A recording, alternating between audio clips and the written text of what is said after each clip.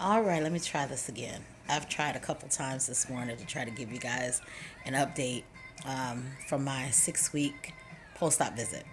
I'm going to jump right in because I don't know how long this recording is going to last. So let me jump right in. My highest weight was 236, between 236 and 241.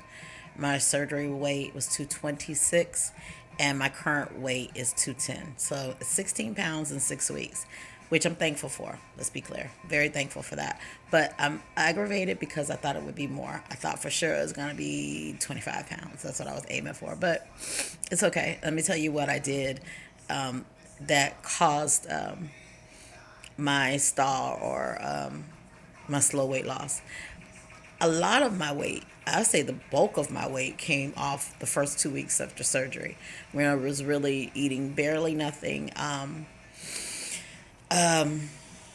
But since then, I haven't really done too much. Now, I've lost a lot of inches. Bras, panties, shoes, all that's too big. I've given away at least half my wardrobe just because of inches, but the scale hasn't been moving that much. What I did, though, what I know I did wrong, yeah. I'm not drinking enough water. I'm definitely not. And I'm not doing exercise regularly, consistently. I got my Misfit yesterday or the day before yesterday to track my steps, try to make myself more mindful and accountable for trying to get 10,000 steps. Now, what I think is the most aggravating thing for me is I have allowed myself to be a queen procrastinator on exercise. That's just so not cool. So I'm more aggravated with myself for saying that I was going to exercise and I hadn't for the past 6 months regularly. I've been doing it, in spurts, but just not regularly. And I need to do something at least every other day, I think. So my stall was definitely lack of water and lack of consistent exercise. And I am intaking a lot of calories via protein shakes and protein bars. I'm not a big meat eater, so I've been primarily dependent on those things. So I snack here and there, I graze here and there, all throughout the day, but just on the wrong things, basically. So what I'm going to do is replace my protein bars with pure water. See what happens. Yesterday it worked for me. It worked really well. And I might even put a protein bar on my nightstand to serve, as a midnight snack if I need it, but I definitely need to remove them because they have so many calories and I get more protein from the shakes than I do the bars, and the calories are just wasted. I'm also learning not to let the scale determine my success because, as I mentioned, I have gone down tremendously in inches. I don't know the numbers because I didn't really measure. Um, I don't know. I just didn't. Um, One thing I do have to point out, though, or something that I'd like to point out, is you can't look at someone to determine their health. You can't look at a big person and say, oh, you need to lose weight. You can't. You can't look at a skinny person and say, oh, you need to gain weight. You can't look at anyone's health. So if your BMI is 80, do you, boo? If that's where you at and that's where you feel comfortable and your health is not at risk, do you? If your BMI is 1, do you, boo? If that's where you happy, do you? But if your health, then you need to find whatever works for you. Um, um, oh, my biggest success. I should have said this to the beginning. I should have said this in the very beginning. The biggest success for me is the fact that I'm still only taking one metformin a day. I was taking 3 diabetes medicines twice a day, and now I'm only taking one once a day. So for the past 6 weeks, I'll say that's like the best. That's the best. So I would definitely say in this past 6 weeks that has been my success. Keep repeating myself. Still on my first cup of coffee, so I'm not completely woke. But my failures have been the lack of water and lack of exercise. And each time I go to the doctor or I'm seen by a nutritionist or whatever, I'm definitely going to look for failures because those are the opportunities that you have to learn. I'm not going to be afraid of them. I'm not going to run away from them. I'm not going to beat myself up about them. I'm going to give myself a full year. I'm going to give the sleep a full year plus self-discipline to modify my behavior. I mean, the behavior that I have now, I've done in 40 some odd years. I got to give it at least a year to try to modify this behavior. I'm not going to beat myself up because I haven't been as successful as I wanted. I'm not going to be proficient at my sleeve in 6 weeks. I'm just not. For those of you who can do it, hey, more power to you. I'm watching your journey, so I'm hoping to learn from you. I wanted to stop and say that too. Thank you to anyone that's watching my videos and going on this journey with me. I do appreciate that, and I'm watching yours too. Believe me, I'm watching yours as well.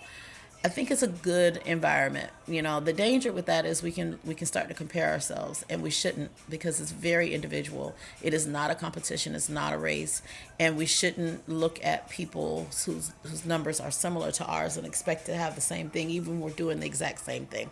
That's probably that's not productive. So thank you for everyone that's been supporting me, sending me words of encouragement. I just greatly appreciate that, and I'm wishing you the same. I'm wishing everyone success in their health, and just being healthy, whether it be physical, mental, or spiritual. I'm just happy for everyone taking these steps to better them, and that's what I'm doing.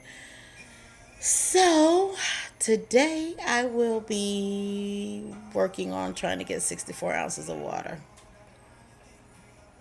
and see how that works. I don't know. I'll give it a whirl. But one person's videos that I've really enjoyed watching is, her name is Natanya Bell. She brought up a very good point that I think is worth sharing for everyone who is pre-surgery. Ask your surgeon how much of your stomach they're expecting to take out. For everyone who has already had their surgery, it's always good to ask. I asked yesterday how much of my stomach was removed, and she actually showed me the photos, and 2/3 of my stomach was removed. I'm concerned that I stretched it, because I should have only been getting 1,000 calories a day, between 800 and 1,000, and I was getting 1,300, but that was between protein bars and protein shakes.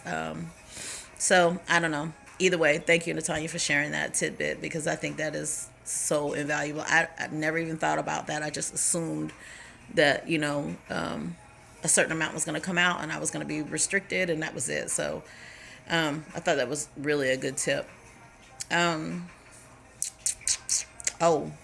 have got to find a way to get protein in low-calorie green sources. I tried to do beef jerky.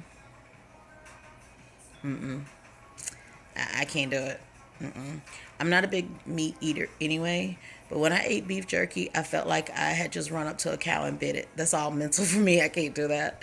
So I'm going to have to find other avenues. I also went out with a couple of girlfriends last weekend to... that was my first time kind of having a full day hanging out with my girlfriends. We started the day at Wingstop. That's not smart. But what I got was 6 lemon pepper wings and baked beans. So my healthy choice was, I didn't get fries. That was my healthy choice.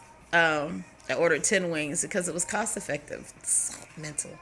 And I only ate 4 of the wings, and it took me 4 hours to do it. Later on in the evening, before my day rounded out, I went to Chipotle. I was showing out, baby. I went to Chipotle. I got a chicken salad. That my healthy choice was, I got a salad over burrito. I could eat about 1/4 of that salad. It was just a waste. But I was hanging with my girlfriends, and I just need to... It was my first day basically away from home and protein shakes all day. And I showed out. And I have to say I did. That wasn't smart. So I won't do that again. I don't know. I can't think of anything else, but I did want to thank people who have subscribed to my channel. That's so gracious of you. I appreciate that. I appreciate the words of encouragement. And I wish the best for everyone.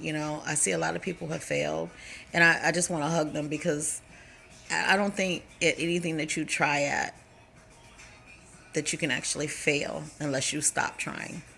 So keep trying. Keep trying, keep going, just keep going. Don't stop. Keep going. You're worth it. So keep going. It's hard. It's much easier said than done, and I'm telling myself the same thing. But you're not a failure. You took a big step. You took a huge step. Just keep going. Even if it takes you 10 years, do what you have to do. Keep going. I think that's probably about it. I'm going to go get me another cup of coffee and get my workday started. Everyone, I'm wishing you prosperity and health. Have a wonderful day.